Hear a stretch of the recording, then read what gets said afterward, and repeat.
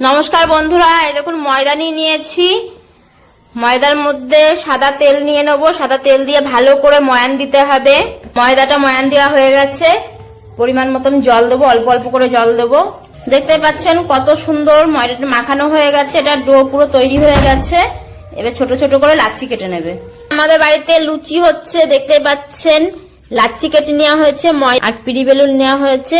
আর এই একটা পাত্রই সাদা তেল নিয়েছি। তেলটা নিয়ে নিচ্ছি আর তেলটা ভালো করে লাচ্ছিতে লাগিয়ে নেব। লাচ্ছি নিয়ে নিয়েছে, লাচ্ছিটা দেখতে পাচ্ছেন তেল নিয়ে নিয়েছে, সাদা তেল দিয়ে বেলছে, পুরো গোল হয়ে গেছে। এভাবে এক এক করে সব লাচ্ছিগুলো লুচি বানিয়ে নিতে হচ্ছে। দেখতে পাচ্ছেন কড়াইতে তেল দিয়ে নিয়েছে, তেলটা তেতে গেছে, লুচিটা দিয়ে দেবে। ওই দেখুন বেলা লুচিটা দিয়ে দিচ্ছে, সুন্দর ফুলে গেছে, পুরো ফুলকো লুচি হয়ে গেছে। লুচিটা উল্টিয়ে দেবে।